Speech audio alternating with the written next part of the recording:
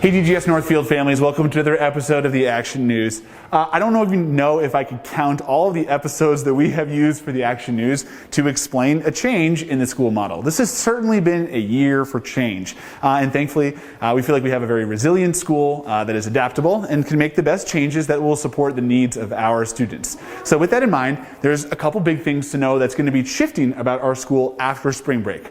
Cohort restrictions are being lifted as case rates go down, and as we're seeing examples that even if the COVID virus does come into our school, it's not really being transmitted in any way. And so that has resulted in there no longer being a 17-person cap in secondary schools in DPS after spring break.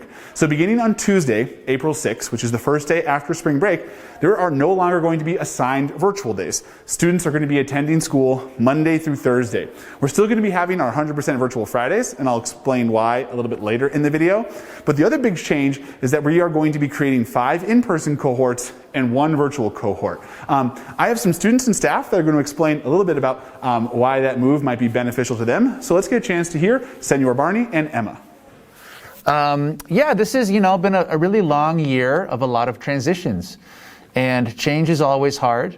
But me personally, I'm extremely thrilled to say adios to hybrid learning and bienvenidos to, regular school again. I think it'll be great to be able to channel my teacher energy to in-person students exclusively. And then on the other side of that, be able to give, individualized attention to our virtual students in their own separate virtual cohorts, be able to hold them accountable better.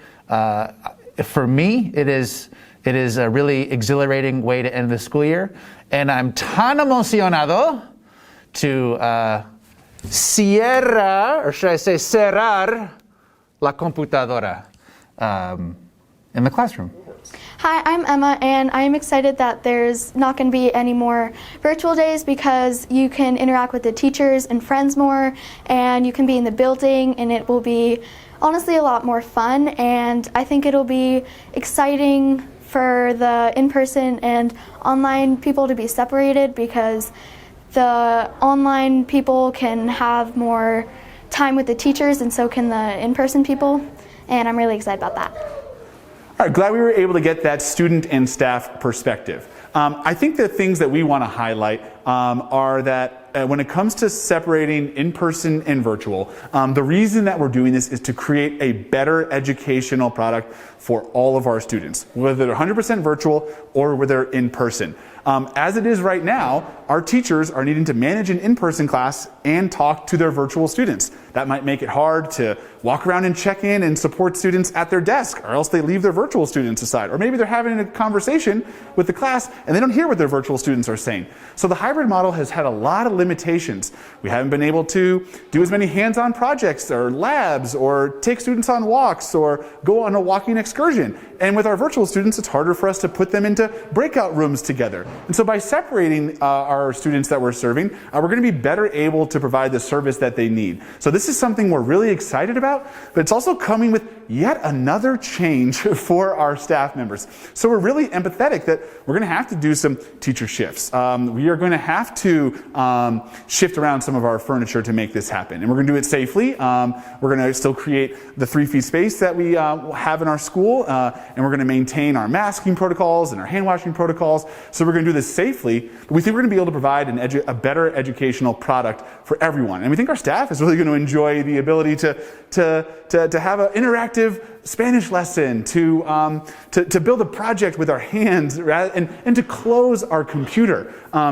Speaking for myself, it's been great to see how adaptable our students and staff are, but it's also been a little bit eerie to see how we've all shifted to this educational model that depends on primarily using the computer because we need to have virtual and in-person students. So this is going to be separate, and we think it's going to be better for everyone.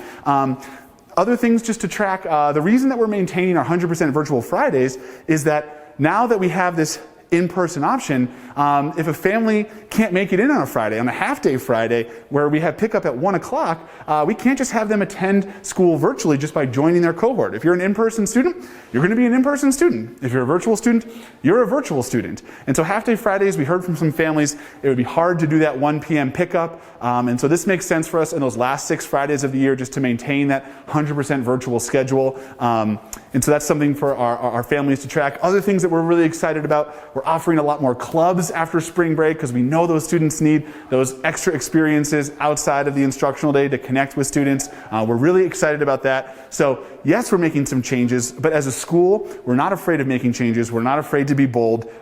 We want to rip off the Band-Aid as fast as we can so that we can provide students some of the normalcy and some of the individualized support that they need so that they can have a great end to the 2021 school year and we can have an even better fall when we start next year.